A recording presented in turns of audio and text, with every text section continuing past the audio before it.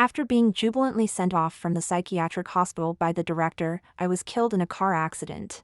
Then I transmigrated into a pushover that anyone could kick around. You dared to seduce your sister's husband at 15. Just like your mom from the nuthouse, sleeping around. How disgusting. Got depression and expect everyone to coddle you? Why don't you just die? But all I heard was a string of key information. Underage, family history of mental illness, depression. Are you stacking invincible buffs for me or what? Ding! This novel reminds you to click the subscribe button in the bottom right corner to read the complete novel. I was reborn.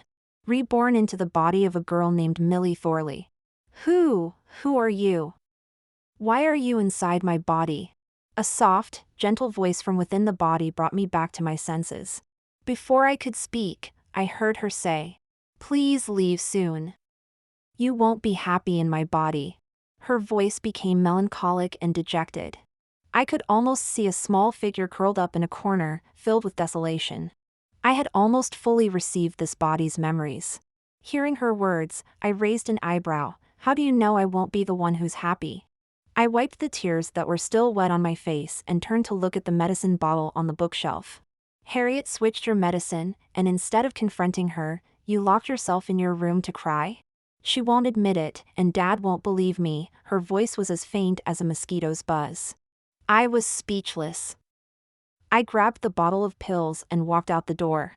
Harriet was her half-sister. Since Millie's mother was hospitalized, Harriet had moved into the villa with her mother, brazenly becoming the new mistress of this house. Following the memories, I walked straight to the best room on the 3rd floor. I knocked on the door politely. "Who is it?" An impatient voice came through, and a moment later, the door opened. "Millie? What are you doing here?" Harriet was in the middle of applying makeup, with only half of her eyelashes done when she came to the door. I smiled faintly, holding up the bottle in my hand. "Sister, do you like my pills so much?" She glanced at the medicine bottle, then raised her eyebrows and folded her arms across her chest. "What do you mean? Are you suspecting that I stole your pills? Why don't you go ask Mom and Dad, and see if they believe what you say?" Harriet's face was full of arrogance and disdain, her eyes filled with malice. "You're only 15 and you're trying to seduce your brother-in-law. You're just like your mother in the mental hospital, a real homewrecker. How disgusting. You got depression and now you want everyone to coddle you. Why don't you just die?" The relentless insults made Millie's will to live grow ever fainter. I felt a strong urge to end it all. But Harriet Robinson was wrong. 16 years ago, it was Arthur Robinson, claiming to be single, who had deceived Clara Thorley, an orphan living alone. Clara thought she had found a home. Soon after they married, she became pregnant and gave birth to Millie. On Millie's first birthday, Beatrice Finch, Harriet's mother, showed up at their door. Beatrice hurled abuse at Clara, calling her a homewrecker who had tricked Arthur into marriage and made him abandon his girlfriend of over a decade and their 2 children. The intense anger overwhelmed Clara, triggering her hereditary condition. Her mind became increasingly unclear as she watched helplessly, while Beatrice moved into the mansion with her 2 children, usurping Clara's place. Clara could only look on as her nominal husband lavished Beatrice with affection, using Clara's own wealth. After enduring 3 years of this abnormal existence, Clara finally lost her mind. Following a hysterical episode, she was committed to a psychiatric hospital. From then on, Millie's life at home became miserable. Beatrice and Arthur treated her as if she were invisible, providing barely enough food to survive on.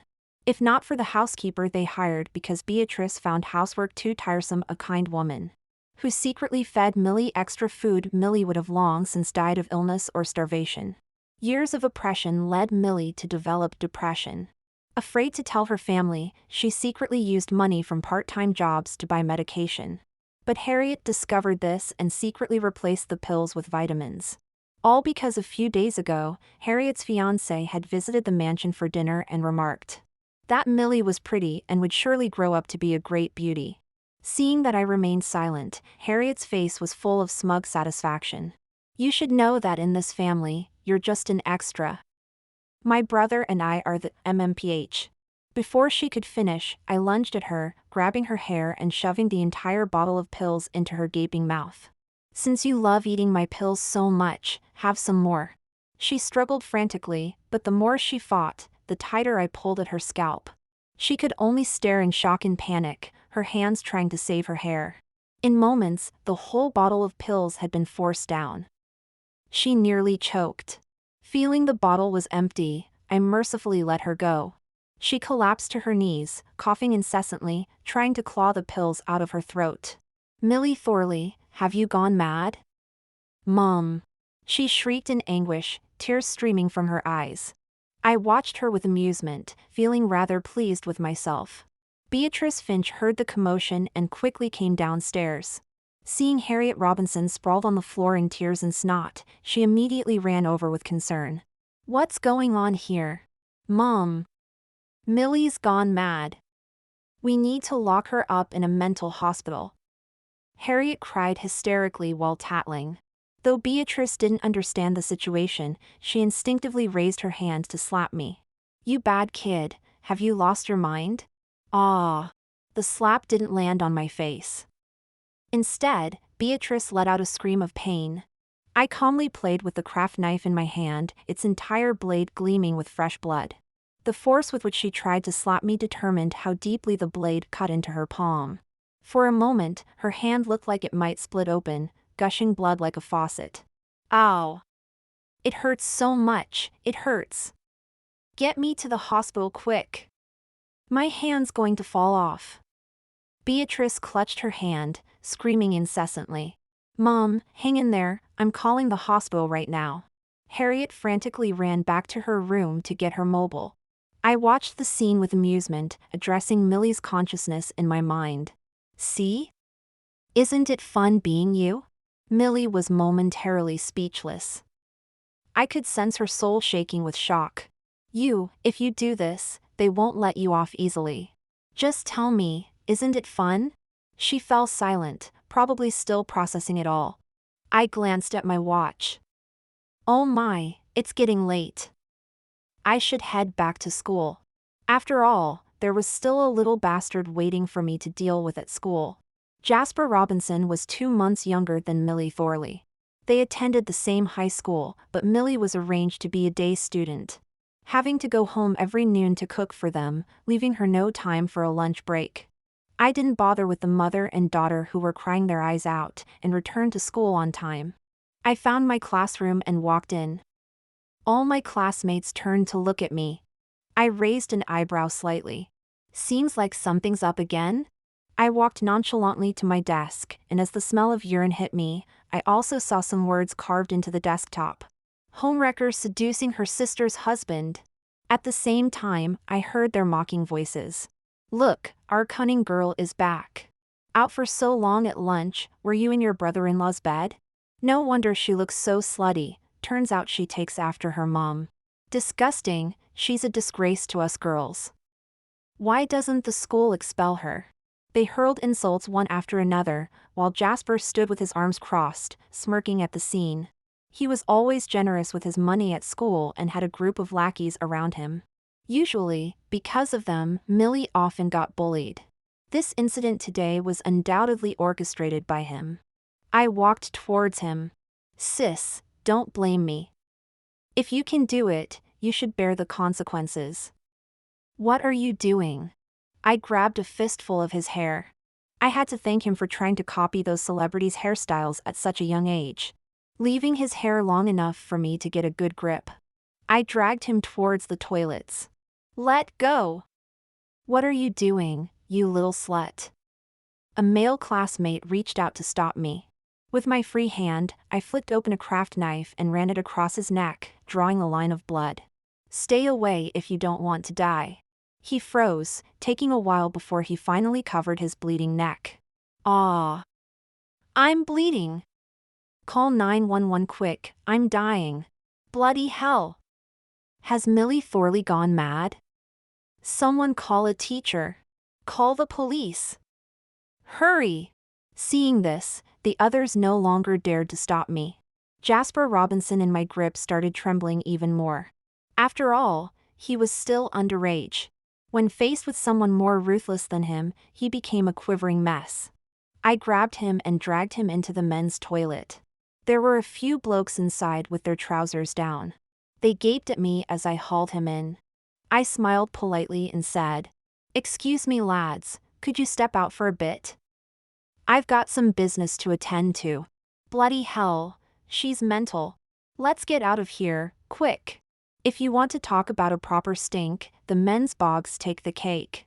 I'd only taken a few steps in and was already struggling with the smell. Quite the self-sacrificing move on my part, I mused. So I decided not to waste time bantering with him. I grabbed his head and shoved it straight into the urinal that the previous bloke hadn't flushed. "Jasper Robinson, since you love the smell of piss so much, have a good lick." "Let go of me." "Have you gone mad? Aren't you afraid of getting expelled?" "Let go. I'll kill you." "Ugh. Bloody hell, you little bitch, I swear I'll do you in when I get out of here." I couldn't be bothered to open my mouth and inhale more of the stench. Holding my breath, I gripped his scalp with one hand and started shaving his head with a craft knife in the other. His body gave a sudden jerk, thinking I was going to kill him. "See, calm down, I swear I didn't do it, it really wasn't me, just let me go. I'm your little brother, sis, please let me go, yeah? I was wrong before, I shouldn't have let them beat you up. I'll never do it again, I promise." Clumps of hair fell away as half his head went bald. I clicked my tongue, thinking it looked a bit ugly, and wondered if I should carve something into the bald patch. At that moment, the teachers finally showed up, with a crowd of nosy students in tow. Seeing my knife pressed against Jasper's scalp, they panicked. Some students, not caring if their phones got confiscated, brazenly started recording videos. "Call the police. Has Millie Thorley gone mental? I heard her class bullies her every day. Have they driven her around the bend? What do you mean bullying? They're doing God's work, Millie Thorley was born a slag. Shut it, will you? Do you want to set her off and get stabbed? Quick, call an ambulance. She's about to scalp Jasper. Millie Thorley. Let him go this instant. Whatever your grievances are, you can talk to the teachers. Don't do anything rash." Ms. Bell, our teacher, stared wide-eyed with worry and urgency, but didn't dare approach. I tilted my head, recalling how this Ms. Bell had often sided with Jasper. When Millie first started getting bullied and went to her for help, she'd said matter-of-factly, clearly annoyed, "If it's just one person targeting you, they might be in the wrong. But if it's a whole group, you need to look for faults in yourself and reflect on your behavior." Later, even when she saw the bruises on Millie's body, she turned a blind eye. Instead, she fawned over Arthur Robinson at the parents' evening, gushing about how well-behaved and studious Jasper was. She even managed to get Jasper nominated for the citywide Outstanding Student Award this term. My grievances? I stared at Ms. Bell, pondering seriously, then my eyes lit up. "How about this, you come over here and take his place." As I said this, while she was considering, I shoved Jasper face first into the urinal with all my might. MMPH, MMPH. Jasper immediately held his breath, not daring to open his mouth. His face quickly turned red from the effort. Ms. Bell was stunned for a moment, instinctively reluctant, but then she reconsidered. How strong could a teenage girl be? If she went over to save Jasper, Arthur Robinson would surely thank her properly afterwards. Perhaps with that handbag he hadn't agreed to give her last time. So, with a glimmer of delight in her eyes and an air of righteousness on her face, she nodded. "All right, I'll take his place. Just don't hurt him." I watched her act with an amused smirk on my lips. As she walked towards me step by step, Jasper Robinson in my grasp was already struggling to breathe, his resistance weakening considerably. When she was at about the right distance, I released the person in my hand, letting him slump limply to one side. Ms. Bell's eyes lit up, and when she was a step away from me, she indeed reached out her hand towards me. But I was a step ahead, using the knife to cut the straps on her shoulders. With a plop, her dress fell to the ground, and 2 bloody lines appeared on her shoulders. She froze on the spot, her hands stiff with shock. I whistled, laughing, "Oh, it's just as Dad said, you really are a 3060. There was an immediate uproar outside. Another wave of "oh my god" echoed endlessly, with various assertions that I had indeed gone mad. "What nonsense are you talking about?" Miss Bell finally reacted, her face flushed red as she bent down to pick up her dress, one hand covering her chest. I looked innocent. "I'm not talking nonsense. Isn't this how Dad always compliments you when you go to his house for parent-teacher meetings? Oh, he also praises your legs, says your waist is soft, your bum is perky and good for bearing children, and what else? Let me think. Oh, he says you're very good with your mouth." With this string of words, the students outside became even more rowdy. Is this gossip I'm allowed to hear and see? Is Millie Thorley saying Miss Bell has an affair with Jasper's dad? Oh my days! Spill the tea. Is it true or not? Surely she's not making it up. Look at Miss Bell's reaction, it's probably not fake. Every parents' evening, Miss Bell and Mr. Robinson are suspiciously close, it's uncomfortable to watch. Besides, Millie Thorley is also from the Robinsons, she wouldn't spread rumors about her own dad, would she? No wonder Miss Bell is so nice to Jasper Robinson, she even gave him the Student of the Year award this year. What did he do to deserve it? Just because he has a rich dad? Huh? Am I the only one who didn't know Millie was a Robinson? Then why does Millie have a different surname? Apparently Millie took her mom's surname. Mr. Robinson married into the Thorley family back then. So, Mr. Robinson is using Mrs. Thorley's money to keep a mistress on the side? No, Miss Bell would be the fourth, not the third. The students chattered back and forth, discussing enthusiastically. The teachers hurriedly tried to disperse them, and in the midst of the chaos, the police and ambulance arrived. I didn't resist at all, obediently following the policewoman. Jasper Robinson, who had passed out on the ground from lack of oxygen, was also lifted onto a stretcher. Who knows if he'd be sent to the same hospital as his mom for a mother-son reunion. At the police station, I mercifully surrendered my body to Millie, allowing her to shake like a leaf, her face pale as a sheet. Seeing her in this state, the female officer couldn't bring herself to be harsh. She quickly called for a psychologist. Upon examination, they discovered that Millie had a history of depression diagnosis. As they delved deeper into Millie's background, they uncovered a family history of mental illness. The young officers at the station began to look at Millie with a mix of pity and sympathy. Given that she was also a minor, they prepared to call her guardian to take her home, planning to let her off with a stern talking to. However, when the call connected, it was Arthur Robinson's furious voice that came through. "She's not my daughter. How can she not face consequences for such a serious offense? Lock her up immediately." He clearly wanted nothing to do with her. The officer's face immediately hardened, sternly reminding him that Millie was still a minor. And that guardians have a responsibility and obligation to care for their wards. She then issued a warning. But Arthur was unmoved. He began ranting about how I had sliced through Beatrice's entire palm and that she was now in emergency surgery. He threatened to press charges against me for intentional harm. He then went on about how Harriet now had a stomach full of vitamins, causing her to writhe in pain on the floor, and was currently having her stomach pumped at the hospital. And then there was Jasper, who had just been brought in, unconscious from shock and holding his breath too long. The female officer paused, looking at me. I seized control of my body at that moment, sobbing. My sister had replaced all my antidepressants with vitamins and was constantly verbally abusing me. I lost control of my emotions and fed her all the vitamins. "How long have you been off your medication?" she asked carefully. I replied obediently, "It's been 3 weeks since I've taken my medication."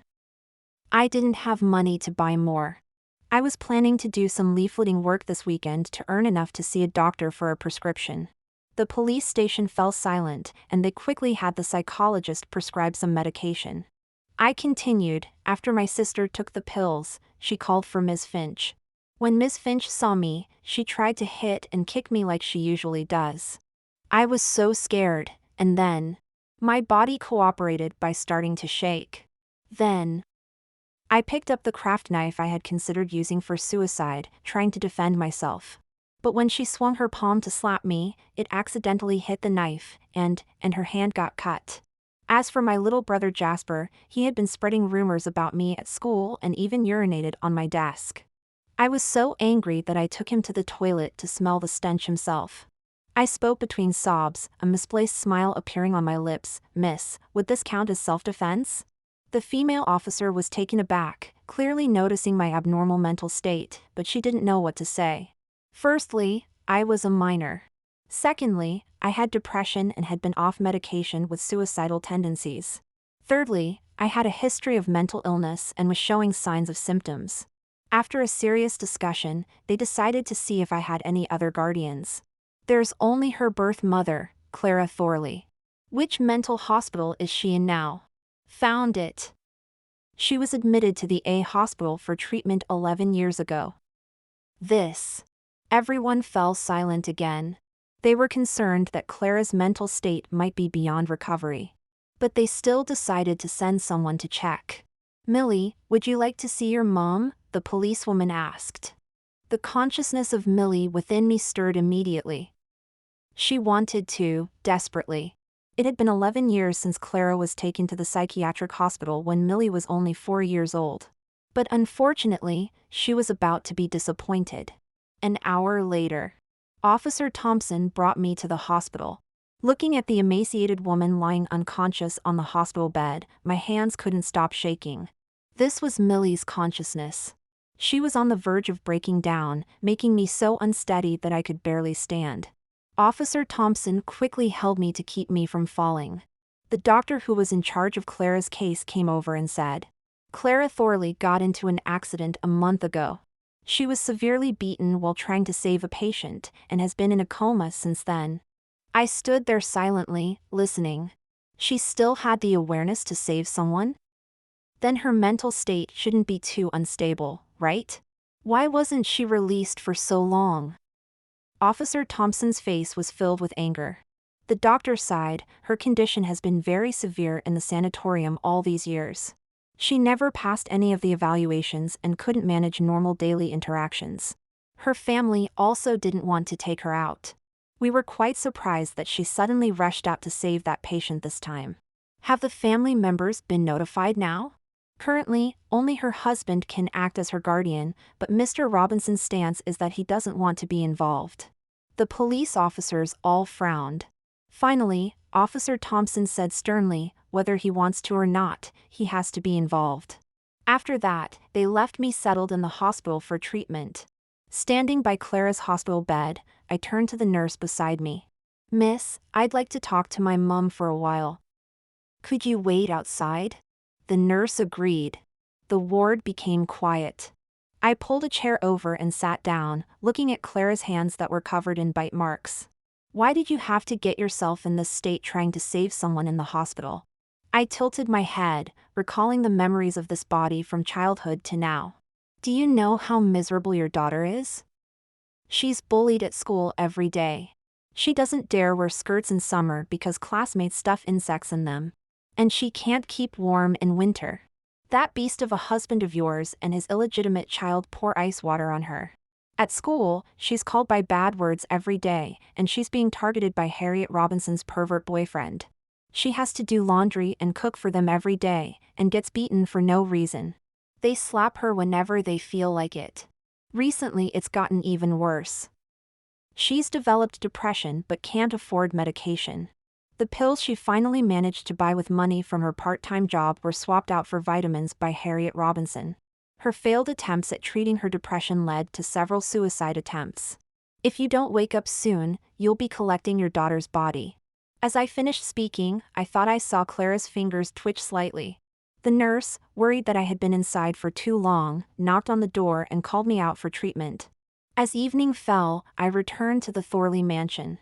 There was no other option. My condition had improved significantly, so I no longer needed to stay in hospital. Moreover, being a minor, I still required a guardian's care. Arthur Robinson had likely received a stern lecture from the police.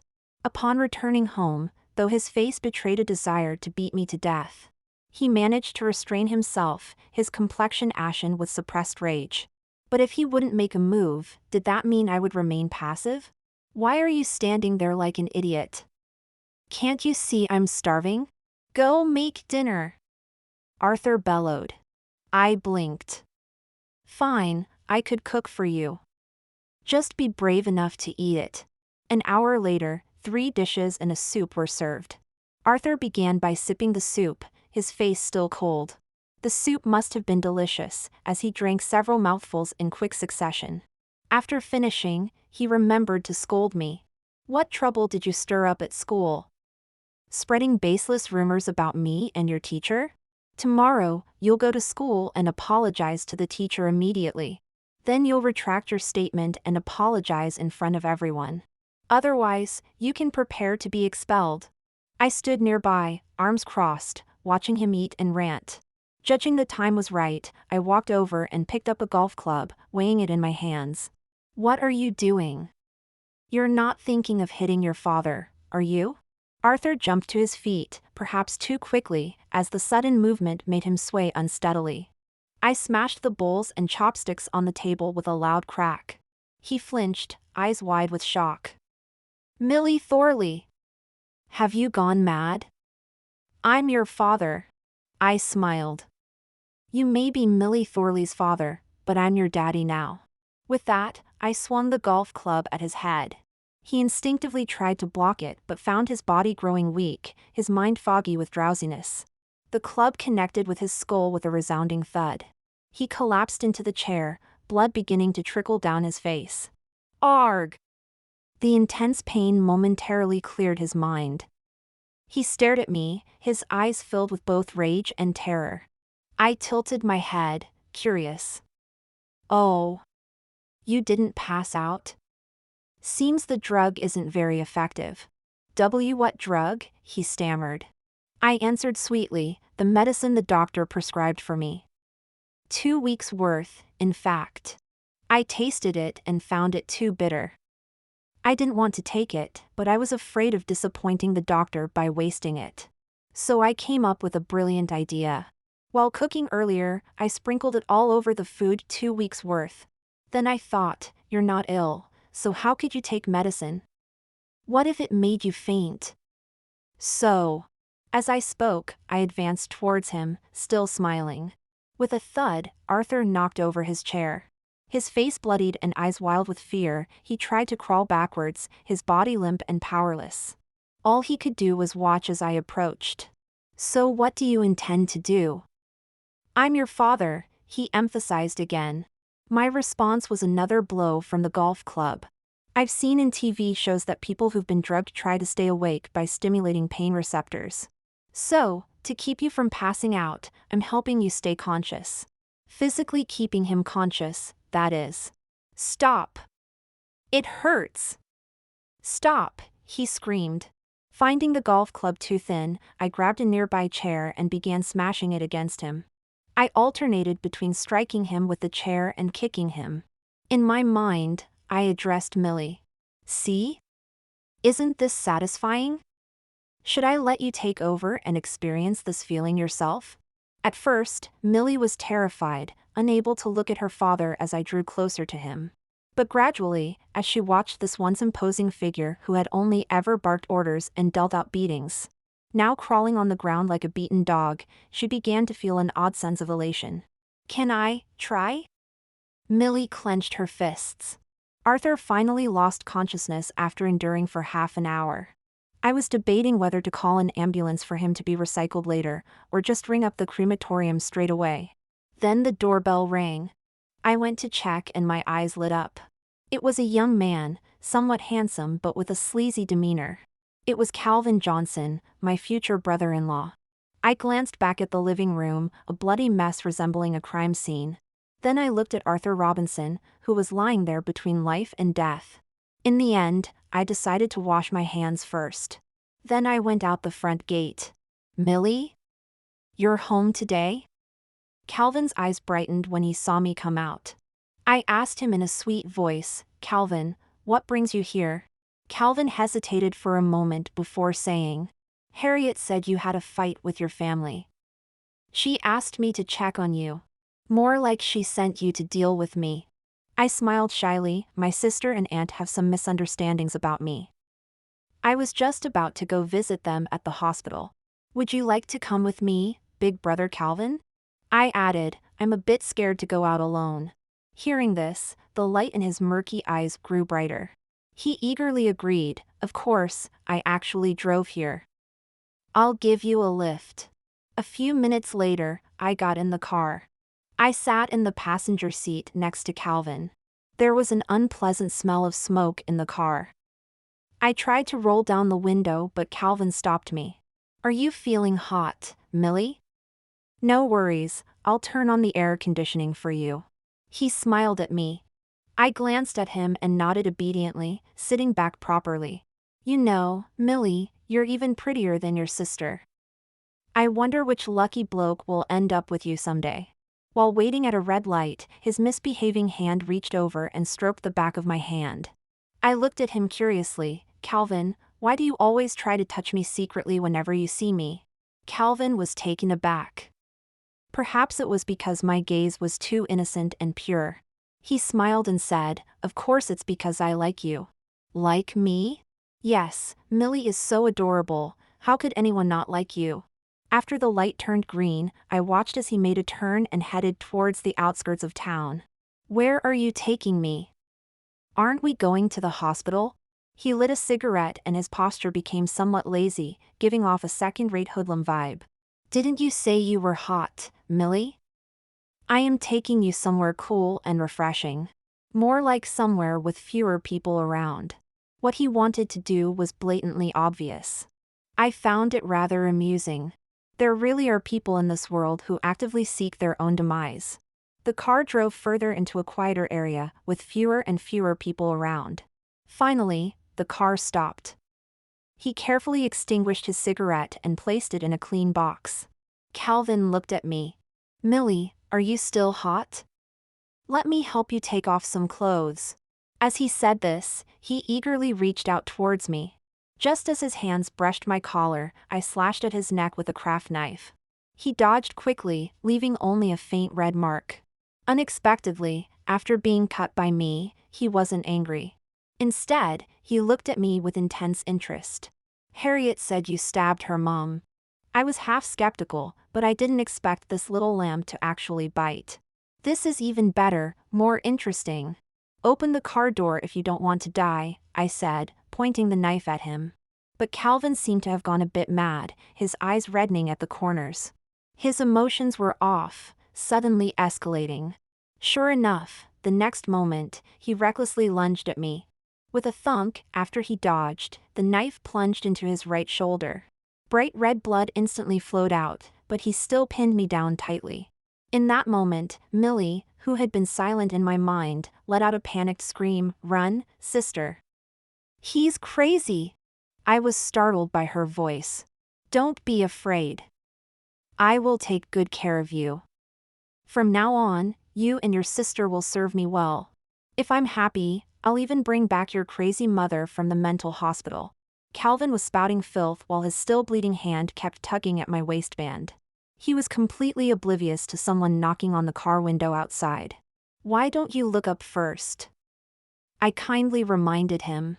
Calvin instinctively glanced outside upon hearing this, but his whole body instantly froze. The police officers outside had their eyes bulging with anger, about to forcibly break the window the next second. Before I got in the car with Calvin, I had sent a text message to Officer Thompson and also dialed his number. The text message read, "The brother who often touches me has come to find me again. I want to kill him, can I?"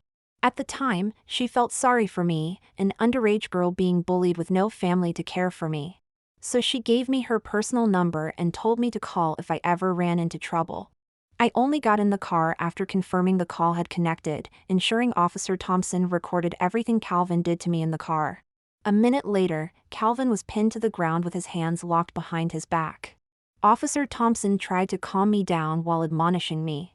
"No matter what, don't do such dangerous things. You're still a child, how could you possibly kill him when he's so much stronger?" I spoke in a soft, sweet voice, but I almost succeeded at first. If it wasn't for him smoking that cigarette which made his eyes turn red and stop feeling pain, I wouldn't have failed. To be precise, if I hadn't seen Officer Thompson's car in the rearview mirror, my knife wouldn't have been aimed at this waist's shoulder. I pointed at the unfinished cigarette Calvin had been smoking. Officer Thompson paused for a moment. She exchanged a glance with the other police officers nearby. Her expression instantly became colder. I saw one officer very carefully collect the cigarette in a plastic bag. Meanwhile, Calvin, who had been struggling on the ground, suddenly went quiet, his face turning deathly pale. Calvin Johnson was taken into custody. He was facing imprisonment. Officer Thompson kindly drove me home, but when she discovered what appeared to be a murder scene with a body lying on the floor, her gaze turned both horrified and complex as she looked at me. Unfortunately, Arthur wasn't dead. He was just paralyzed after I cracked his skull and dislocated his limbs. I had hit his head in just the right spot, leaving him unable to speak clearly. Beatrice and Harriet had barely recovered and left their hospital beds before they had to start taking care of Arthur's every need. Jasper took one look at Arthur after waking up and couldn't stand it for even a day before returning to school. I forgot to mention, his half-bald head looked so awful that he shaved it completely, becoming quite the spectacle at school, especially after their form tutor Ms. Bell was suspended for corruption and bribery. The other students' gazes towards Jasper became even more mocking and contemptuous, forcing him to drop out. Later on, Clara Thorley, finally lucid, reported the case to Officer Thompson. As a blessing in disguise, during her time unconscious in the hospital, Clara's jumbled memories and thoughts reorganized and became clear, her mind gradually regaining clarity. In fact, if it weren't for Arthur and Beatrice's occasional visits to deliberately provoke her, she likely would have recovered and been discharged much earlier. Arthur Robinson and Beatrice Finch now faced punishment not only for child abuse, but also for bigamy. All these years, Beatrice Finch had been living with Arthur Robinson as his wife, even misappropriating others' property. The law would not let them off. As for those two little beasts, Jasper Robinson and Harriet Robinson, one can only imagine how miserably their lives would turn out without money or family, given their natures. The day I left the police station, I looked up at the impossibly blue sky and thought to myself that at least I hadn't wasted the favors I owed others. I suppose it's time for me to say goodbye to you all as well, I muttered softly. I could sense that now that everything had been settled, it was time for me to leave. Who knows if I'll be reborn as a dog or a human in my next life. You're Marina Carter, aren't you? Clara, whom I was supporting, suddenly said while looking at me. I went to see Arthur's injuries. The way you beat him is very similar to how you used to fight. I was stunned, blinking in surprise. She had actually recognized me. Clara and I were patients at the same hospital. When I first met her, she would always ramble on about various things during her lucid moments. It was mostly about what scumbags she had encountered in the first half of her life, how badly she had been deceived. She wanted to remember her grudges, but feared forgetting as her periods of clarity grew shorter, so she told me everything. And her daughter, how much she missed her daughter. Often imagining what she might look like now, how many years older and taller she had grown. She would often fantasize that I was her daughter. The day she saved me from a group of other mental patients. I asked her why she bothered, since I was trying to die anyway. Even though I had worked hard to recover, passing all the tests and evaluations. Not a single member of my family had come to pick me up. So what was the point of being discharged? Covered in blood, she smiled at me kindly and said, "You're only 2 years older than my daughter. You still have a wonderful life ahead of you." I stepped in a puddle, grumbling irritably. "Anyway, from now on, you just focus on living a good life with your daughter. If anyone tries to bully you again, just kill them. Don't be such a pushover, it's annoying to watch. Also, I'm off to be reborn. Even though being human is a pain, if I could have a mom like you, it wouldn't be so bad."